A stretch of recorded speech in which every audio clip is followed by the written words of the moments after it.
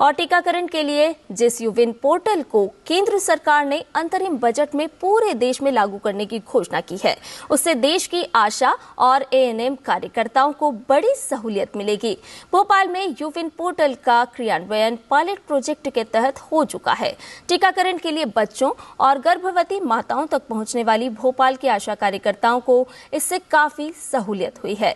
DD news संवाददाता आदित्य श्रीवास्तव से बातचीत में भोपाल की आशा कार्यकर्ताओं ने कहा कि अब इसका लाभ देश भर की आशा कार्यकर्ताओं को भी मिलेगा। यूविन पोर्टल यानी कि टीकाकरण करने के एक ऐसे तंत्र को सरकार तैयार कर रही है जो पूरे देश भर में अब लागू होगा। इस यूविन पोर्टल के जरिए जो बच्चे टीकाकरण जिनका होना है उनका पूरा डेटा जो है एक ही पोर्टल पर मौजूद होगा और कहीं भी बैठकर पूरे देश भर की स्थिति को आप देख सकते हैं। इस बार के अंतरिम बजट में सरकार ने एक बड़ा फैसला लिया है कि उसको पूरे देश भर में अब लागू किया जाएगा। लेकिन मध्य प्रदेश वो राज्य है जिसे कहें कि अपने अधिकांश राज्य में उसको लागू कर लिया है। कुछ क्षेत्र अभी भी बचे हैं, लेकिन अब इस सरकार के इस फैसले के बाद न सिर्फ मध्य प्रदेश बल्कि पूरे देश भर में इसकी सुविधा जो है लोगों को मिलना शुरू हो जाएगी। तमाम आशा कार्यकर्ता हैं जिनका पाला उस यूविन पोर्टल से पड़ता है और ये जानने की कोशिश करते हैं जब यूविन पोर्टल नहीं था तब क्या दिक्कतें थीं और अब जब मध्य प्रदेश में तो लागू हो गया है, लेकिन जब पूरे देश में होगा तो ऐसे लोग जो टीकाकरण से जुड़े हुए हैं उनको क्या फायदा होगा और देश की जनता को क्या फायदा होगा, ये बताइए कितना महत्वपूर्ण है ये यूविन पोर्टल और क्या इसकी खासियत खास तौर से? हाँ सर, यूविन पोर्टल जो है वो ऑनलाइन मतलब पूरा उस पर रजिस्ट्रेशन रहता है।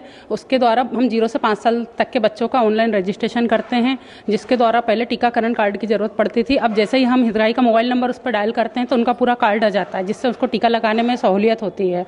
और गर्भवती महिला के पंजीयन के लिए भी उसकी 4 जांचें वगैरह चढ़ाने, उसका हीमोग्लोबिन वगैरह सब यूविन पोर्टल पर वो सब हो जाता है सर। उससे हमको बहुत सहूलियत होती है। अब क्या बदलाव आएगा? पहले जैसे जब यूविन पोर्टल नहीं था, अब तो मध्य प्रदेश में तो हो गया है, क्या बदलाव आए हैं? सर इससे बदलाव ये आया, अगर किसी भी हितग्राही का कार्ड अगर कहीं गुम जाता है तो मोबाइल नंबर के द्वारा वो मतलब पूरा सर्च हो जाता है, निकल के आ जाता है कि इसको कौन सा टीका लगना है, कब लगना है।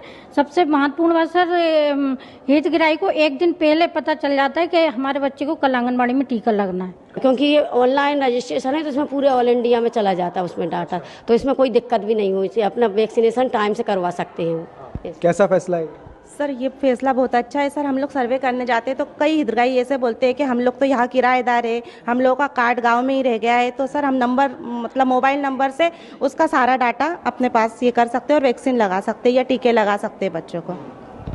आप लोगों के लिए सहूलियत होगी? जी सर, कोई टीका नहीं छूटेगा किसी बच्चे का और समय पे पूरा टीकाकरण हो जाएगा। अगर यूविन पोर्टल की खासतौर से अगर बात करें तो सरकार का ये फैसला कहीं ना कहीं एक पूरा तंत्र जो टीकाकरण का इस देश में है उसको और सशक्त करने में मील का पत्थर साबित होगा और एक क्लिक के अंदर यानी कि हाथ में एक मोबाइल और एक एप्लीकेशन में पूरा डेटा देश भर में वैक्सीनेशन का इस यूविन पोर्टल के जरिए पूरे देश का एक साथ मौजूद होगा। और मध्य प्रदेश तो इस पर बेहतर काम पिछले कुछ समय से उस पायलट प्रोजेक्ट की अगर बात की जाए तब से करता भी आया है। भोपाल से कैमरामैन विजय शर्मा के साथ आदित्य श्रीवास्तव, डीडी न्यूज।